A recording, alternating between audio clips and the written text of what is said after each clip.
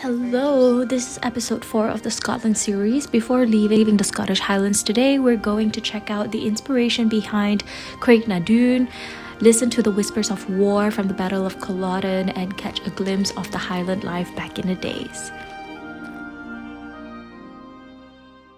On the last episode, we checked out Urquhart Castle, listened to the legends of Outlander, finally crossed over to the Isle of Skye to see Broadford, Sligachen, the Black Cullen Mountains, the Portray Harbour, Old Man of Storr, listened to the story of the Giant's Causeway, saw the beauty of Cairns, and ended the day with some amazing Scottish music at Inverness.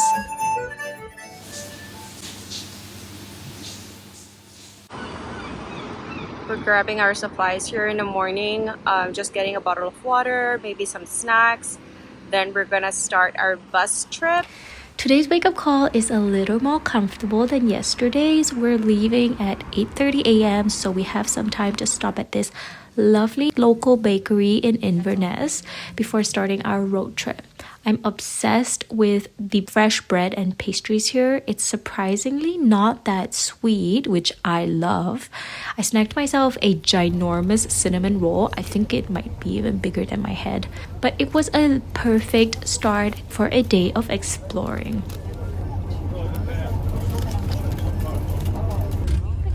Okay, good morning everyone. Welcome to day 3 of your Sky Tour.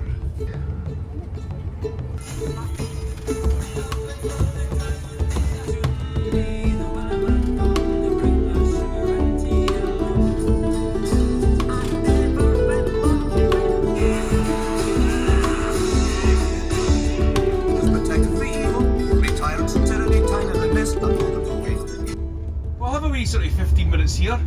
Our first stop is Clava, Cairns. This is basically where all the Outlander fans go. It's the inspiration for Culloden.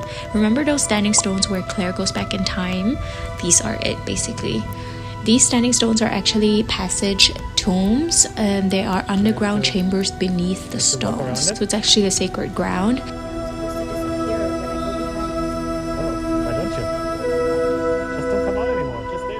These are around 2000 BC, and the exact purpose remains a bit of a mystery, but there are a couple of theories behind it. Maybe they were a passage to the afterlife, perhaps they were used for special ceremonies linked to the changing of seasons. Some say they may be aligned with celestial bodies. Which theory do you think is true?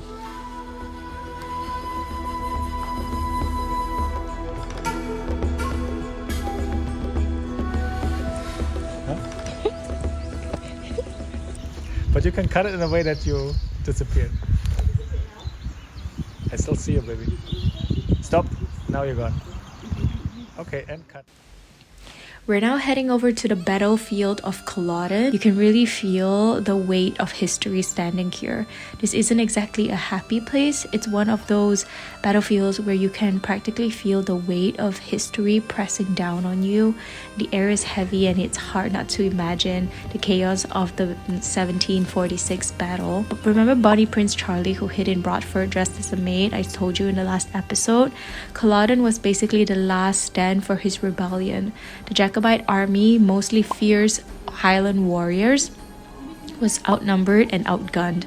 2,000 people were killed that day, and 1,500 were Jacobites, and only 500 were the British soldiers. And the most brutal part of it was that most killings actually happened after the fighting stopped. The British troops followed orders from the Duke of Cumberland to seal off, chase down, and basically slaughter any fleeing Jacobites. There are a few stories about how you can still hear the wailing of the Jacobite women who lost their husbands and sons that day. Others claim they still see ghostly figures reenacting the battle on foggy mornings. Standing on the battlefield, you can't help but be moved by the sacrifice of those who fought here. It reminded me of the cost of war.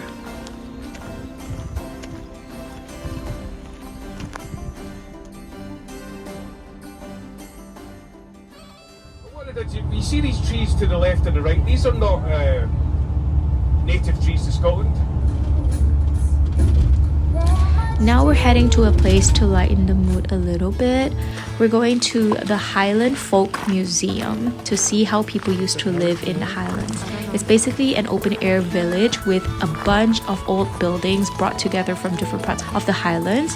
And you can wander around and see how blacksmiths used to work their magic on metal and so on.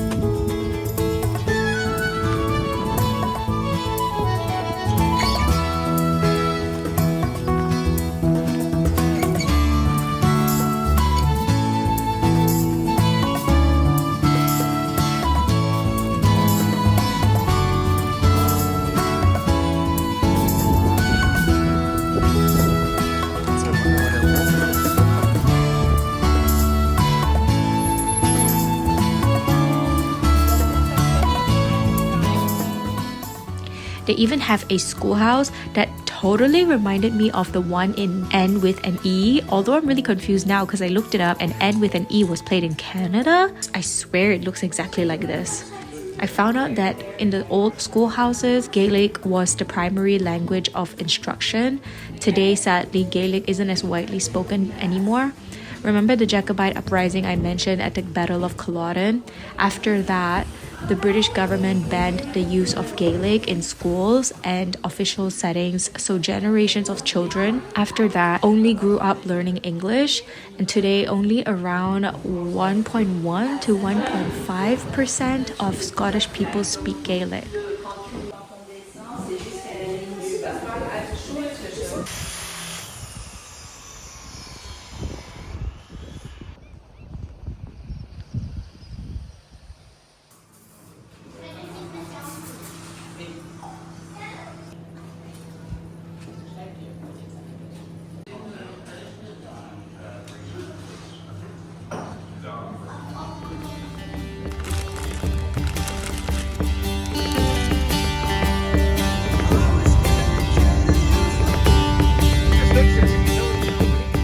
Now just on your right hand side down there, absolutely. See it looks a bit like a house. Where would you be going? My stomach is already rumbling, so I'm glad we're stopping at Pitlochry soon for lunch. The Highlands might be beautiful, but they can definitely build up some appetite. For some reason, I'm more hungry here. Is it because of the high altitude? Do you know where it is?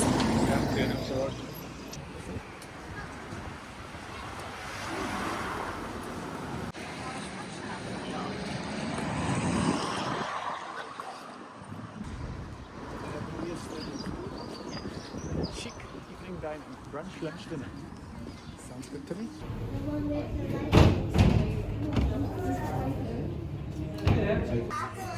Quite a cute place actually. Yeah.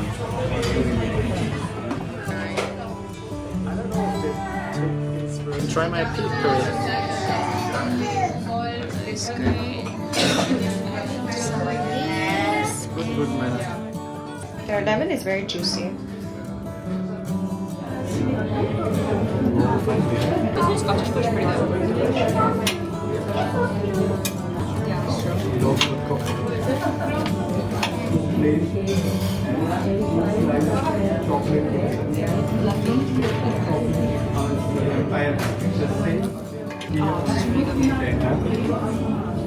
I'll kid you not, I struck gold because I think I may have just found the best fish and chips of my entire life. I don't even understand this magic. The batter was light and crispy. The fish was cooked to perfection. There's a whole magic to getting it thin enough to be crispy but not oily and also strong enough to hold everything together. I don't know what magic this is, but it's gold.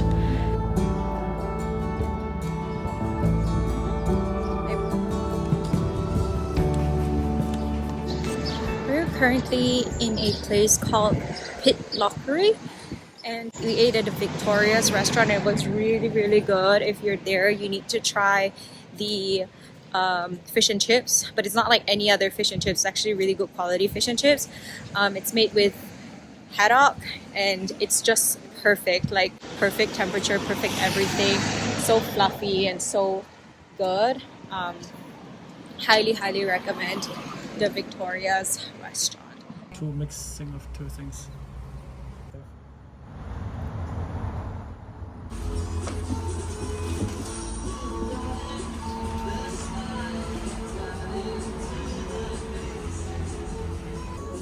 Highland cool. The only difference.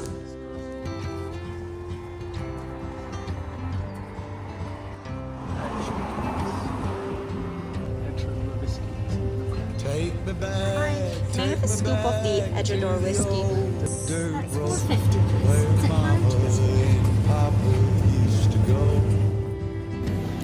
Let's sing all them songs from a long time ago. Time for the old days of yore. This is actually so good. Well, let me run through the breeze like the leaves on the tree. Let me fly.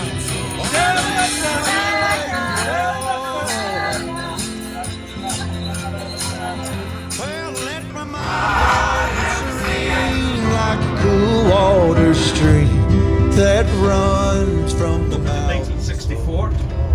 Around about 15 years ago, it was declared structurally unsafe. 2017. But the main bridge is obviously the one on our left.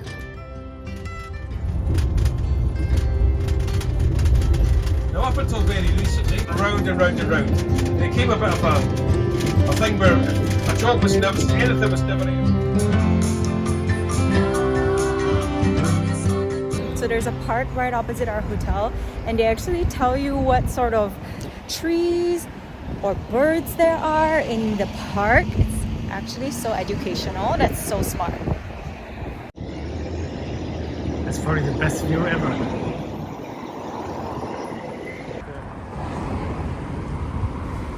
We're now back in Edinburgh. If you watched Outlander, you'll know about Jamie's print shop, and we had to check out Jamie Fraser's print shop. Okay, it's not really Jamie Fraser's print shop, but the building inspired the show. And turns out the real shop wasn't actually a print shop at all. It's actually a bakery, so maybe Jamie was a baker. I think it's left because we crossed there right just now. So it's there. Wow, look at this. Why didn't they film this? This looks much nicer. Look at those stairs, much better.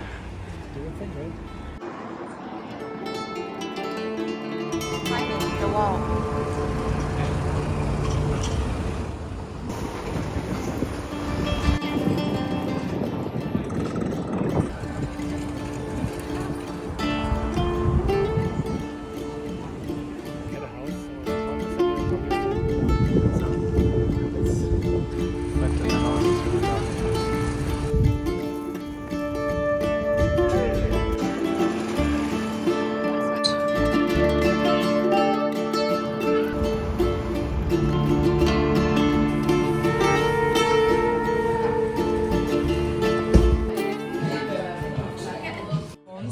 It's just the pumpkin treats so pie, the truffle greens.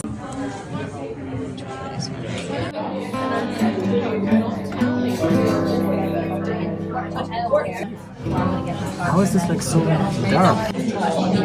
I got hen seared pot. I want like carrots. But if you come, of course I like that better. Data is still there. It's like both.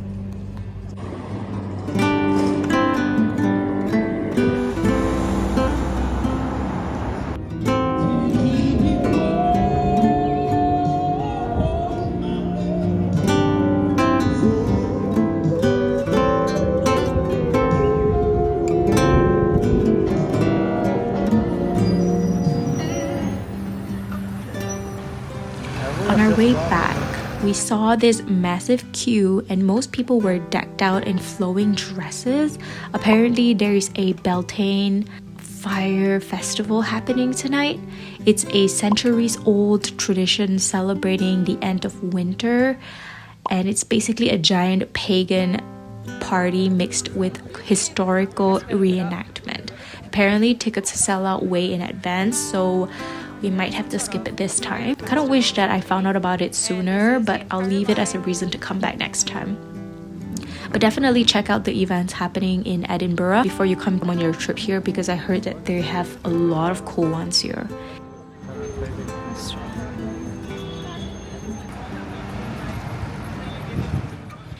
Anyway, today was our last day in the Scottish Highlands. It was packed with history, delicious food, and a little bit of Outlander magic. I hope you enjoyed it as much as I did. Which was your favorite thing to see today? I think mine was probably Craignadoon. Tomorrow we're spending the whole day exploring Edinburgh Castle before we leave, so don't forget to hit like and subscribe to come on that journey. Take care, and I'll see you next week. Bye!